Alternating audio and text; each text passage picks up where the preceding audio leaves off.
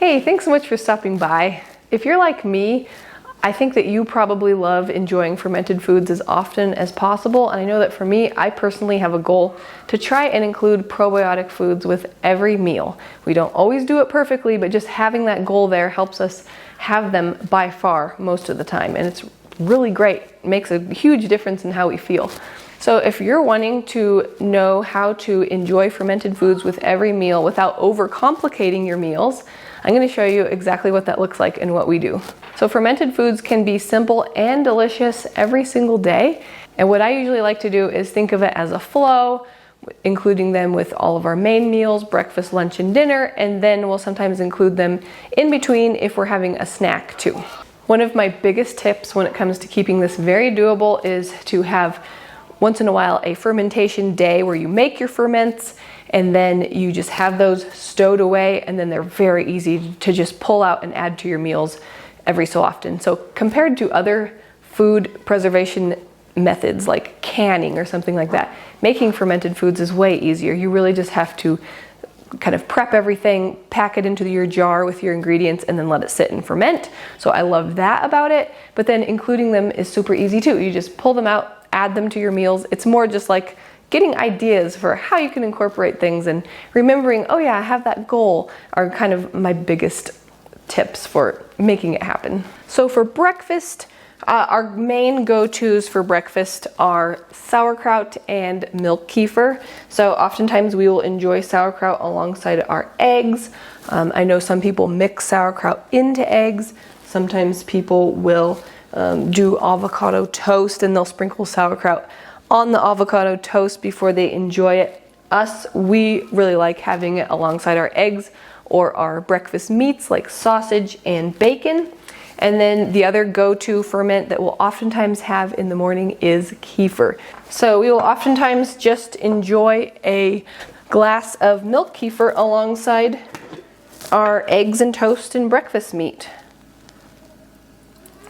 There's other more like peripheral ways, I guess you could say, that we include fermented foods for breakfast too. So sourdough, obviously, it's been baked, so it's not giving you those live cultures, but it is a fermented food. It makes the grains so much easier to digest and unlocks nutrients and all those great things. So the sourdough bread or toast would be another thing that we're really incorporating fermented foods in with breakfast. And then if we make soaked oatmeal or something like that, I love to soak that in kefir the night before, kefir in water or kefir whey or something like that. And then, so that's another way that we're using those benefits of fermented foods, even if we're not having the live probiotics with them. All right, let's talk about probiotic foods with lunches. So here I have a grilled cheese sandwich, and one of the things, like I've talked about before, is you can actually add sauerkraut inside your sandwich. You can do this for cold sandwiches. You can do it for grilled sandwiches like this. You can do it in wraps, whether it's a cold wrap with meat and cheese and vegetables in there, or if it's like a melted one like a quesadilla. You can add sauerkraut into all those types of things. Or like I'm doing right now, you can choose to have a fermented vegetable alongside your sandwich. So here I have a nice fermented pickle, and yes, there is no brine in this jar. I poured it out to use it for something else, but since they're in the refrigerator, it's okay, and I know that we're going to use them up very soon. You can also do fermented carrots alongside a sandwich. If you're having a salad for lunch, you can add sauerkraut into your salad. If you're having a dip, like maybe hummus or something, you can actually dip fermented pickles and fermented carrot sticks in your hummus. Lots of great ways to add probiotic foods to lunches. You can also have sauerkraut added to your soup, or if you're having salad, you can add sauerkraut into there. You can also add the fermented pickles and carrots into a salad as well. And then while we're on the theme of fermented, like I was mentioning before, sourdough is fermented. It's, it's not live anymore, but we did use that there. So there you go. Lots of ways to enjoy fermented foods with lunch. And then while we're here, let's also talk about ideas for snacks when it comes to fermented foods. Fermented salsa can be really delicious with some chips. or kimchi would be really delicious with some crackers. I have recipes for both of those up on my channel already. And then another idea is kombucha, just a really tasty drink to have either in between meals or even with meals. All really great ways to include fermented foods throughout your day, whether it's with a meal or in between. When it comes to adding fermented foods to dinners, there are so many different options. This is possibly one of the biggest meals that you can incorporate fermented foods into the most easily. It's really endless. You can do your fermented pickles on burgers.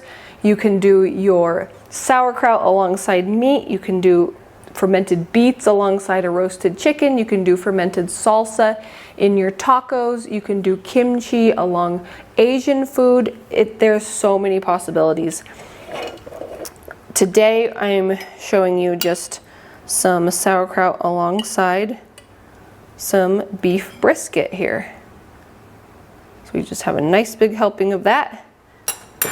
And then, as we know, sauerkraut traditionally, as with all fermented foods, was included to enhance digestion and support digestion. So not only does it taste amazing, it actually has great digestive system benefits. So having the sauerkraut helps get that digestive fire going to digest your meat and everything else that you're having. So historically, that's why people use them, and we can bring that back and enjoy that today. So again, make this very easy on yourself. Prep your batches of fermented foods in one batch. Keep them in the fridge. They last forever in there. Keep them in the refrigerator in a place where you can easily see them and grab them quite often, and just remember to keep adding them to meals. You can keep track of which jars, like if you make several jars of the same thing, keep track of which jar you have opened and use that first before you go into the other jars. You can store that one in the front so that you use it up first. So I encourage you to try to have this goal too of including at least one probiotic food with every meal. Let me know in the comments if you already do this or if you're working towards it. What are your fermented foods? Just let me know where you're at with this. I'd love to hear in the comments. And I hope that you liked this video. I hope that you found it interesting and helpful. If you did like it, it would mean a lot to me if you could give it a thumbs up. That really helps my channel. Check out the description box for things that I've made for you. There's free ebooks down there. There is a cooking from scratch workshop and lots of other things that I've made. If you enjoy these types of videos about from scratch, nourishing recipes, seasonal, slow, natural living, then stay tuned because I have lots more coming, and I have lots more on my channel already that you can check out, but lots more new videos coming as well. Thank you so much for watching, and I will see you in the next video. Bye.